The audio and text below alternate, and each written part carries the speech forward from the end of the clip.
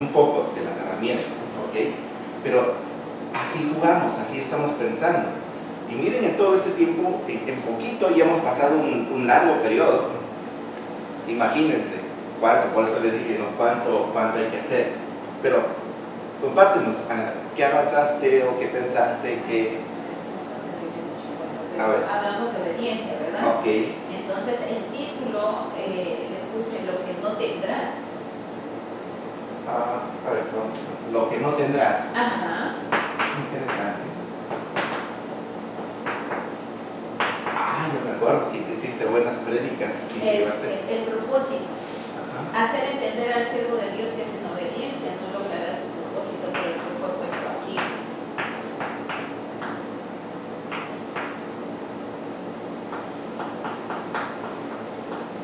Ok, por decir, sin obediencia no hay éxito. No, solamente para resumir, nada más. Claro. Okay. Y el número 1 queremos resaltar que dice, quiero decirte que Dios tiene una razón del por qué te trajo aquí, el por qué existes. Dios te da una guía de vida paso a paso a seguir en su palabra, además de que explica el por qué debes hacerlo. Eso lo pondría como primer lugar, ¿no? Para dar una entrada. Pero aclaramos, pero nosotros siempre tratamos de hacer como mi mente dice, ponemos todo como marca mis sentimientos, o sea, siempre ponemos en primer lugar mis sentimientos, mis pensamientos antes que la obediencia, ¿no? Antes de que Dios, antes de que poner y seguir los pasos que Dios nos dicta. Número 2, hablar de la obediencia. En Isaías, que yo tomaba el mismo, en Isaías 58:6 encontramos esto que dice, ¿no? No es más bien el ayuno que yo escogí, desatar las ligaduras de impiedad, soltar las cargas de opresión y dejar ir libres a los quebrantados y que rompáis todo yugo. Dice hablar de obediencia en el mundo. Encontramos que cuando hablamos de obediencia a toda persona es como cuando se nos suben los colores y nos paran las orejas, ¿no? Porque obedecer no le gusta a nadie. Pero en el mundo está compuesto de reglas y en la palabra no tiene excepción. Usted no va y juega un partido de fútbol sin reglas, porque si entonces no tendría caso el juego de fútbol, ¿no?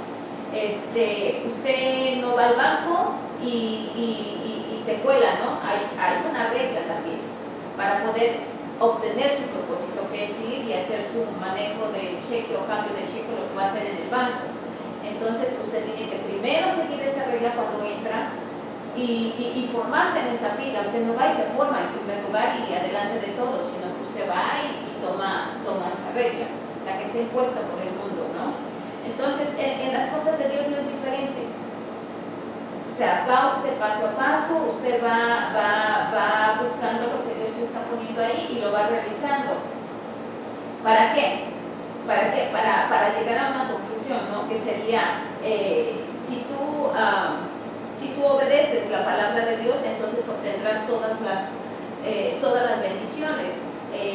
Quitarías todas esas ligaduras de impiedad que habla en Isaías 6 y quitarías todo yugo que te impide ser bendecido y conocer todo lo que Dios tiene para ti. O sea, algo así. No, pero de repente la conclusión está ahí, en la obediencia hay bendición. Ahí se rompen ligaduras y todo, porque la obediencia es lo que nos abre una tremenda puerta para la dos aspectos, en la obediencia y bendición, pero yo lo pondría casi esto se puede arreglar, como dice, es un borrador. Sí. Es un borrador. Sin obediencia no hay unción. O sea, no va a haber. Entonces, el propósito puede ser el título, porque siempre hemos dicho que el título tiene que ser lo más atrayente posible. Vamos a tratar, qué interesante. Sí. ¿No? Entonces, en homilética aprendíamos que los títulos tienen que ser cortos, precisos y atrayentes. Que despierten curiosidad, que te despierten o que nos despierten. No, entonces Qué interesante. Mire que ahí dice, creo que el 27 o 10-27 de Isaías, dice que el yugo se acudirá por causa de la unción. Porque todo eso viene por la obediencia. Ahí es donde ya le llenamos, Sí. donde relacionamos los textos por aquí, por allá y todo esto. Con el tema, sí. Hablando de relacionar, usted ha dado un buen texto ahí, pero si hay algo paralelo que sucede en el Nuevo Testamento parecido a esto,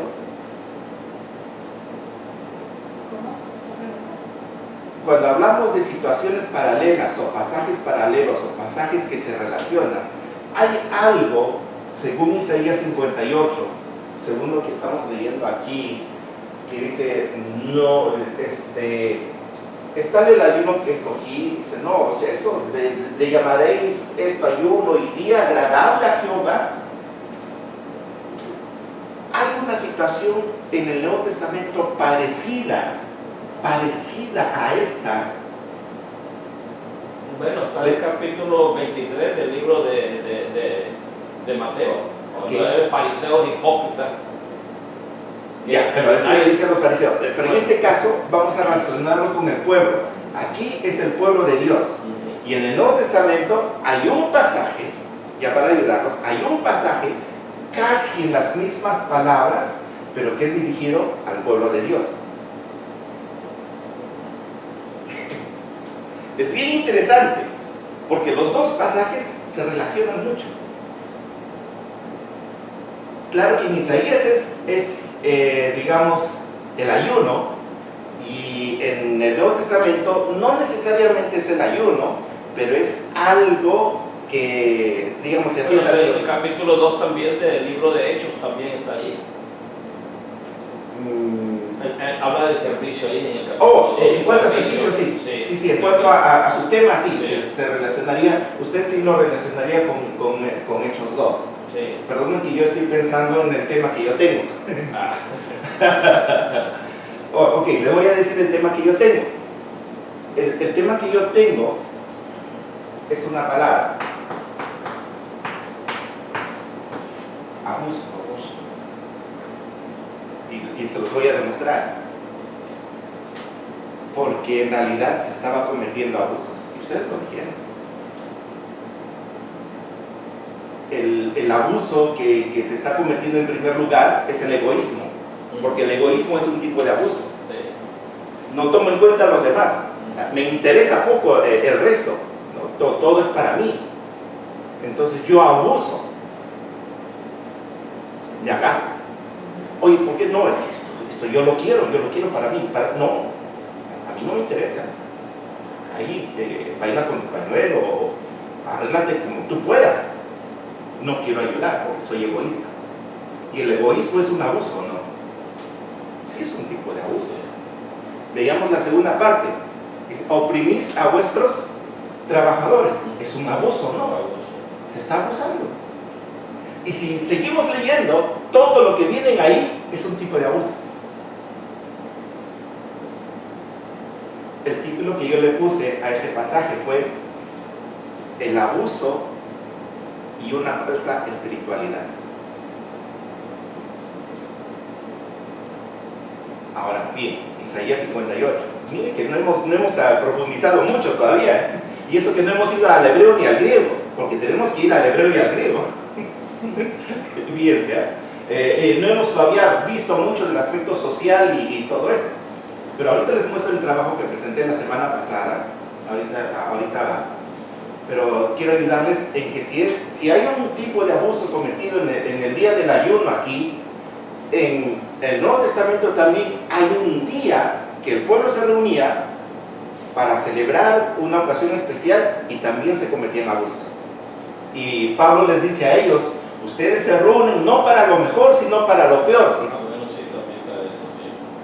¿De qué está tratando? En esa es comida, aquí hay parte de comida y en el otro asunto también es parte de comida. Dice, porque cada uno se adelanta.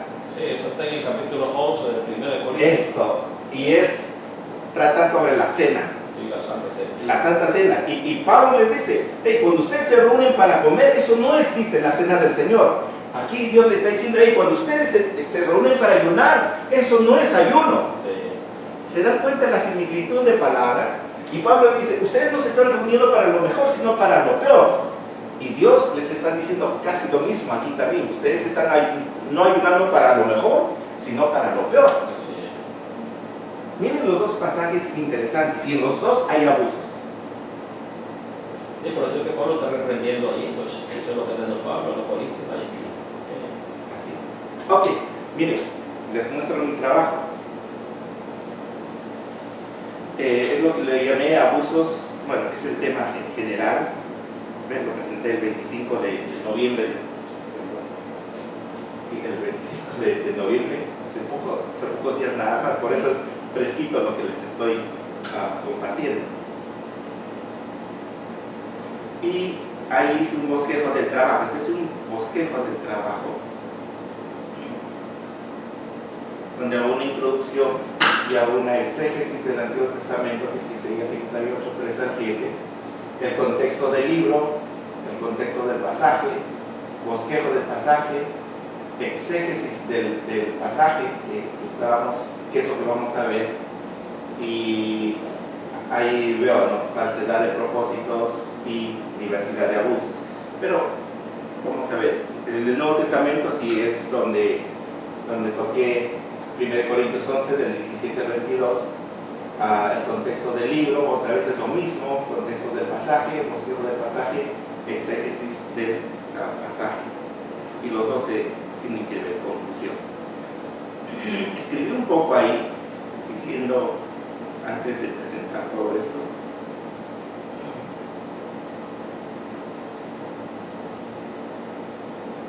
el abuso y la violencia se producen a través de fronteras geográficas y culturales del tiempo. Superan ambos estratos sociales y económicos, entre los ricos y los pobres. El alto nivel de educación y los que tienen un menor nivel de educación, los jóvenes y los ancianos, la población urbana y la población rural, que son igualmente muy extendidas. Por lo tanto, es un fenómeno universal y la Iglesia no está exenta de ello. Las Escrituras nos muestran que desde Adán y Eva hasta nuestros días, el abuso y la violencia no ha cesado. Mentiras, insultos, degradar, ignorar la llamada ley del hielo o del silencio, manipular y controlar a otros son algunas de sus manifestaciones. Esperar demasiado de los demás para denigrar a otras personas, a hacer caso omiso de ellos, son todas formas de abuso. Hay un abuso físico, abuso verbal, abuso psicológico, abuso sexual. La lista es muy larga. La mayoría de los abusadores están abusando de sus víctimas en una manera secreta y fraudulenta. Son prácticamente abusadores escondidos. En la vida de la Iglesia y sus familias, la mayoría de abusos están escondidos. No salen a luz por la vergüenza de dar un mal testimonio. Incluso muchos abusos provienen de las familias pastorales.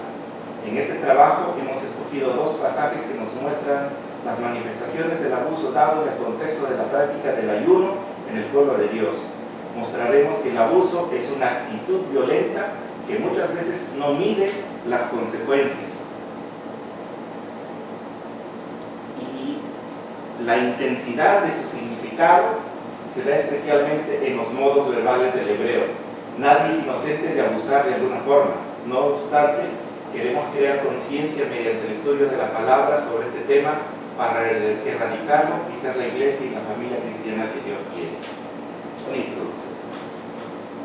Siguiendo un poquito con la introducción, me hicieron recordar este asunto. Cuando estaba tocando el tema del abuso, y he tocado en parte de ese trabajo, el abuso comienza desde el Edén. Ahora uno dice que la mujer fue abusada. Sí, en realidad fue abusada. Pero primero no de Adán. ¿De quién? De Satanás.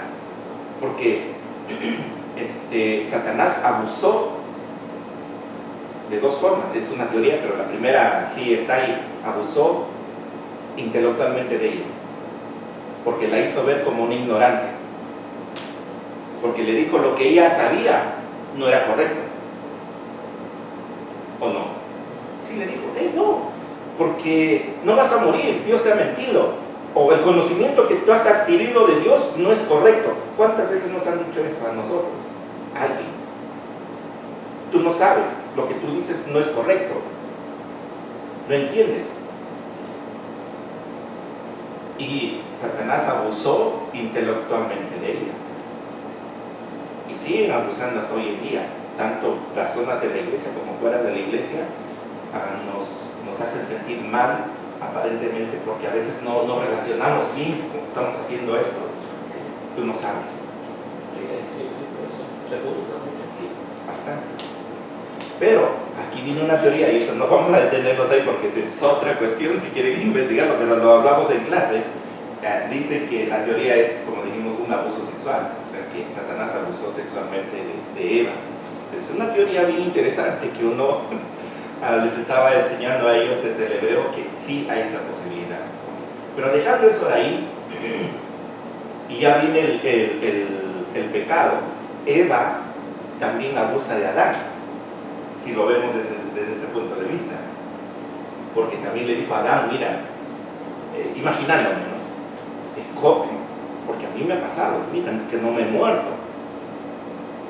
O sea que Eva sedujo también de alguna forma para convencer a Adán de comer el fruto. Un tipo de manipulación. Manipulación. Sí. Expertas. ¿O no? No. No, en serio, no lo digo que es así para todos, bueno, pero manipulación. Bueno, dicen que la mujer manipula más al hombre que otra. Bueno, eso es lo que yo he oído, ¿verdad? He estado en enseñanzas que han dado a veces de matrimonio, y he oído yo, estos hombres son bien, dicen, no, si la mujer tiene más labia, dice, más de sus labios, dice, para poder manipular, ¿me entiendes? Y eso estaba tocando en la vez pasada, la herramienta de mujeres. De cómo, ¿me entiendes?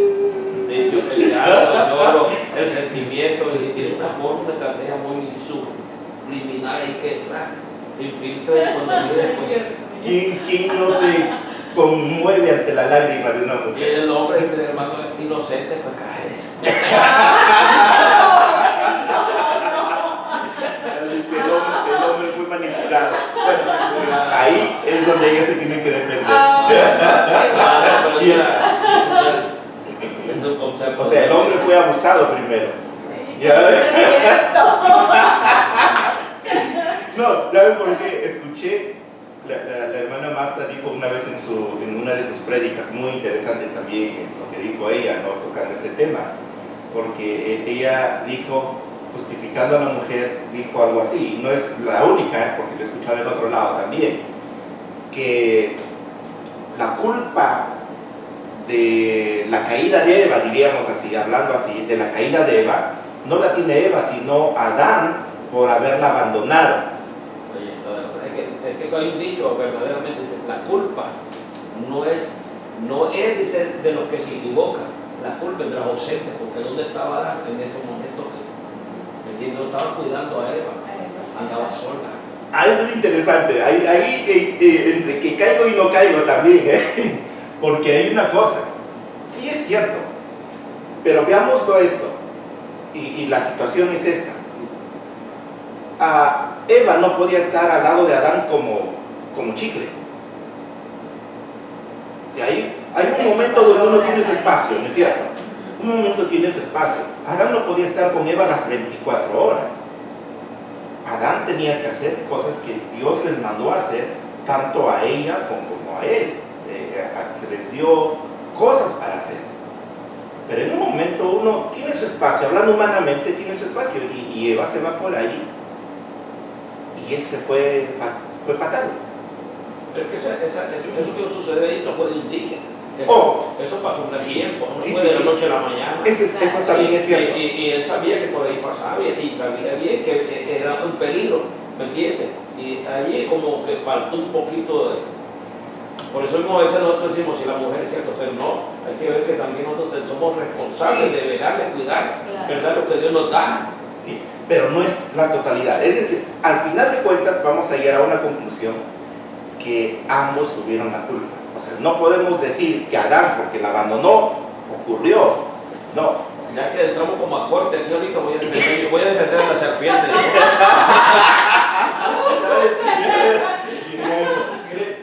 Pero son cosas simplemente que podemos pensar muy rápido y cuestión que nos sirve. Claro. Pero si pasamos de ahí, dejemos la historia, hay un poquito más de eso, ¿ok? El hombre abusa de la mujer ya luego, y cuando se esconde solo, egoísmo, otra vez. No, vete acá. Sí. Y otro abuso todavía, le dice a Dios, ella. Ese es un abuso. La mujer que me dice. Cuando le echan la culpa de todo a uno. No, ella tiene la culpa, ella siempre, ella. Eso, aunque son palabras, pero es un daño emocional. Que te estén echando la culpa sin un fundamento sólido en realidad. Miren, todo eso estaba dándose en la primera familia. El ambiente era tan terrible, así creo que eso les duró muchos años, que contagió a los hijos.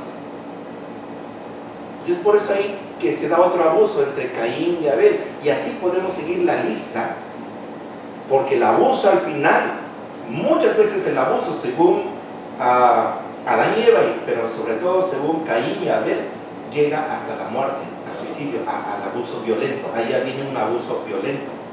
Dicen los comentaristas que, como bien dice el pastor, también el que Caín matara a Abel no fue de la noche a la mañana. Según la historia, sí, parece de la noche a la mañana, de un capítulo a otro. No, pero eso también tuvo un proceso. Tiempo, porque se dando el tiempo.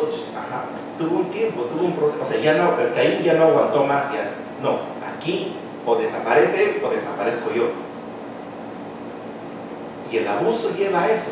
¿Cuántos abusadores han matado a sus víctimas? O sea, no puede, ¡pum! Es que el abuso está por todas partes, aún los hijos con los padres, si comienzan a irrespetarse y comienza a faltarle, entonces me entiende, cuando mira se va por la violencia, me entiende, y se termina asesinando, golpeando, y eso estaba así. Y ahora en lo espiritual igual, hay asesinos espirituales, me entiende, criminales espirituales también, que te agarran, te matan, y realmente yo digo a veces mejor me callo, oigo, y pues sí, debo de analizarlo, analizo, ¿verdad? Y ya está, pero uno no puede menospreciar, ¿me entiendes? Aquella persona que también está comenzando y quiere, ¿me entiendes? Pues sobresalir.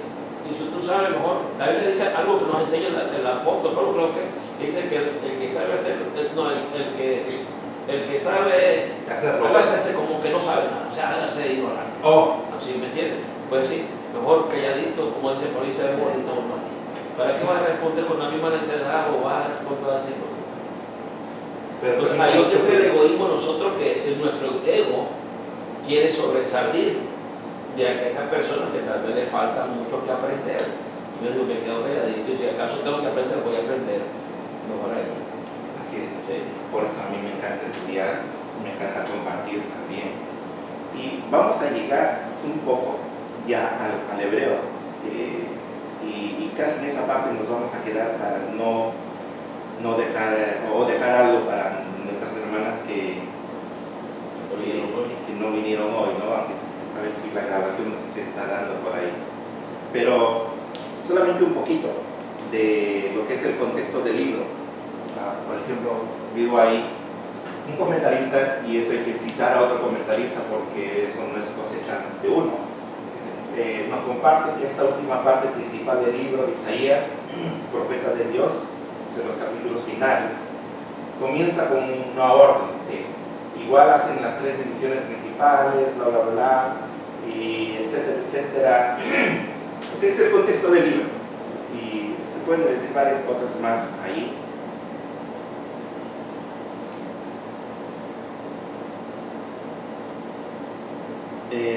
Un poco también, por ejemplo, en tiempos de Isaías, la mayoría no entendió la grandiosa redención que Dios prometió para su pueblo y para todo el mundo.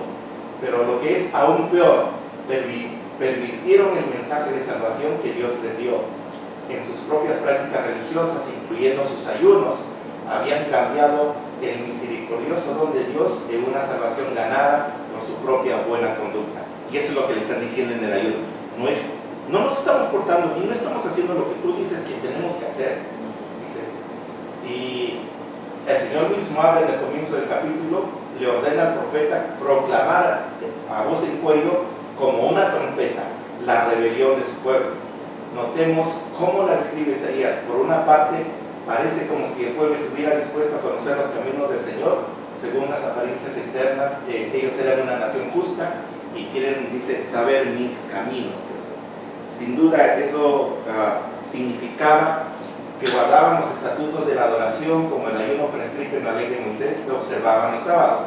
Pero por otra parte, Dios les describe como rebeldes pecadores y dice que su adoración es inaceptable. Nunca fue el ideal de Dios que su pueblo estuviera dividido, que las familias se desunieran o que los amigos estuviesen peleados. Lastimosamente, la obra del maligno es robar, matar y destruir. La historia de la humanidad nos muestra las terribles consecuencias de esta obra: muertes, calamidades, perversiones y total irrespeto a la vida.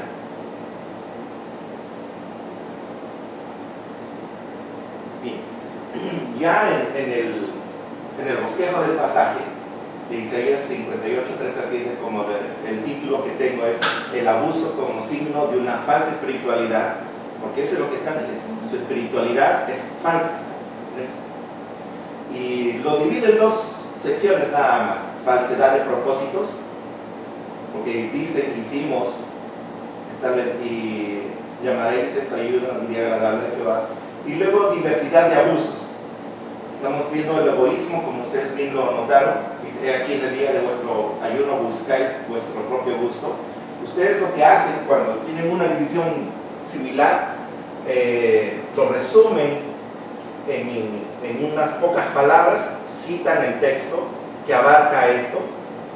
En diversidad de abusos, si usted dice que hay egoísmo, citan el texto que abarca eso. Luego, este trabajo se los voy a compartir, se los voy a dar, son como 20 hojas. Hay explotación laboral y oprimís a todos vuestros trabajadores. Peleas e insultos. He aquí que para contiendas y debates ayunáis. Es otro abuso. Maltrato físico, para herir con el puño inicuamente. Pervertir a otros. No es más bien el ayuno que escogí, desatar ligaduras de impiedad, y les voy a explicar por qué puse pervertir a otros. Es bien interesante que uno encuentra eso en esas palabras. Injusticia social y maltrato emocional. Soltar las caras de opresión, dejar libres y que rompáis todo yugo, y a eso lo vimos ahí. Entonces, aquí viene la cosa.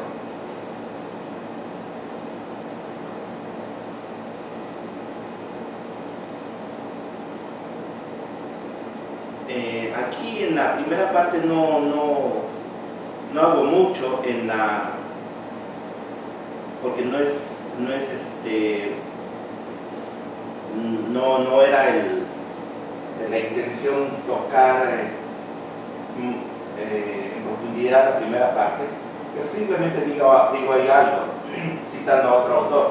Dice que el profeta procede a exponer la vaciedad y falsedad de esa piedad meramente externa. Les recuerda que en sus días de ayuno combinan una falsa humildad con el avance de sus negocios, aprovechando aún tal práctica religiosa para su propia ventaja material, porque aunque cesan en sus tareas normales, evitan pérdidas pidiendo más de sus empleados, lo que ustedes explicaban. El profeta objeta que el ayuno y una conducta tan dura son incompatibles. Eso lo podemos ver hoy día también, pero no nos vamos a detener tanto en eso. Ahora, no se puede tapar por toda la vida una falsa espiritualidad. Aquí es donde se hace evidente que Dios debe ser nuestro servidor. No nos hiciste caso, lo que decía Rocío. La apariencia física no es signo de humildad, ni tampoco alzar la voz es señal de oración ungida. Se finge la aflicción queremos engañar a Dios pensando que no conoce nuestras reales intenciones. Eso es lo único que digo ahí, que ahí puedo mencionar más. Vamos acá. Aquí es donde, y casi ahí me voy a detener. Dice, he aquí en el día de vuestro ayuno buscáis vuestro propio gusto. Me voy al hebreo. Voy al hebreo y encuentro una palabra interesante ahí. Dice, bueno, este es uno de los pecados abusivos más graves. No nos interesa el bienestar de nadie, es más, podemos manipular a los demás para satisfacción nuestra. Dice explotación laboral, y oprimís a todos vuestros trabajadores. La palabra oprimir en el hebreo es nagas. Nagas. ¿Qué significa? Oprimir, explotar, o sea, causar dificultades y problemas. En otro sentido también significa estar apremiado, o sea, relativo a experimentar dificultades y problemas. Tiene que ver con pago exacto, exigir el pago, recibir un pago obligatorio de fondos. Esto es una manifestación del egoísmo. Explotar de esta forma, un gatito ya. Sí, oprimir, o sea, causar dificultades y problemas. Oprimido, estar apremiado. Eso es lo que dice el término, claro, con un diccionario hebreo. Entonces, ¿qué encuentro ahí? Que cuando uno oprime a sus trabajadores, crea, como bien usted dijo, un maltrato emocional, porque uno trabaja y trabaja y no es bien remunerado. ¿Cuántos problemas se dan eso? Y saben, yo ese día, yo esto lo prediqué el domingo, este domingo pasado, y no estaba en mi bosquejo, pero vino el rema, creo. Y nosotros decimos, ¿cuántos de nosotros nos quejamos del salario o nos hemos quejado alguna vez? ¿Sí? No nos pagan como debería de ser. Hacemos un trabajo y lo que recibimos no es lo que debe ser. Y en este país, en realidad, casi a todos los latinos no le pagan bien. ¿Sí? Así es. Más si uno es ilegal. No eres ilegal. Yo he trabajado por salarios aquí le llaman el salario mínimo. 725, 675. Hasta eso. ¿No? ¿Qué es? Que aquí, por decir, para lavar platos no necesitas salario mínimo. Y así no pagan. Pero a un americano haciendo lo mismo sí le pagan más por ser americano. En fin, yo les dije, nos quejamos y ustedes se quejan y todo ello, pero les expliqué un poquito así lo más rápido también para no detenerme mucho tiempo ahí. Les dije que la iglesia, como iglesia, oprime a su mejor trabajador, a quien debería de ser su mejor trabajador, que es el pastor. Pero ¿cómo? Claro, porque la mayoría de pastores no tienen un trabajo justo, un salario justo. No tienen ni aseguranza, ni retiro, ni nada. Si vamos a todo eso,